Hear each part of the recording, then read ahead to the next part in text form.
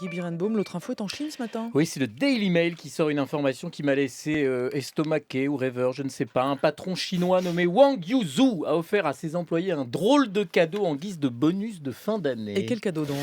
Des poupées gonflables, des vrais avec tout ce qu'il faut là où il faut, si vous voyez ce que je veux dire. Alors cet étrange cadeau, dont on peut pas dire qu'il soit de super bon goût, remplace la prime en espèces de fin d'année, une prime qui représente quand même normalement quelque chose comme de 1 à 6 fois Oula. le salaire Mais mensuel. elle est en or, cette poupée gonflable ou Non, quoi? elle est- Donc il a vraiment offert ça en tout cas. Oui, mais pas à tous ses salariés.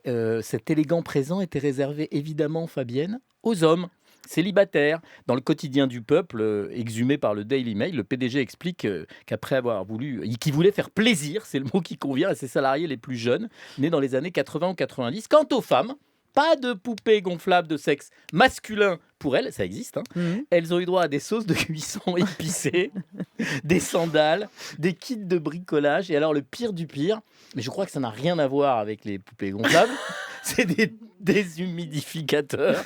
Alors, pourquoi Rien à voir, ou Pourquoi alors il y a encore des trucs que je Non, connais non, non. pas.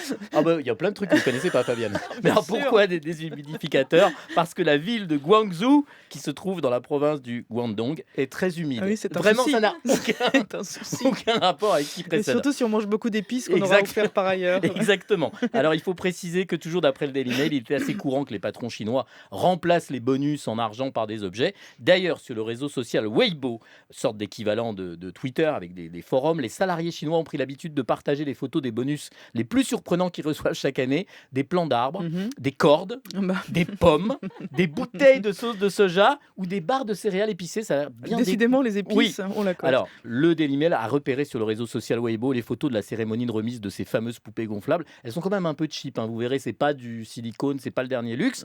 Après, je me demande comment un employé fait pour C'est rentrer exactement ce que je vous à demandais. la Dans le maison, métro. dans le métro, avec sa poupée gonflable, gonflée, parce qu'il faut jamais le dégonfler ce truc, sous le bras, et surtout comment Vous avez l'air bien au courant. il arrive à la maison, il dit à sa femme, c'est rien chérie, c'est ma prime de fin d'année. Mais c'est pour les célibataires. vous Voilà, avez dit. alors après tout, pourquoi pas.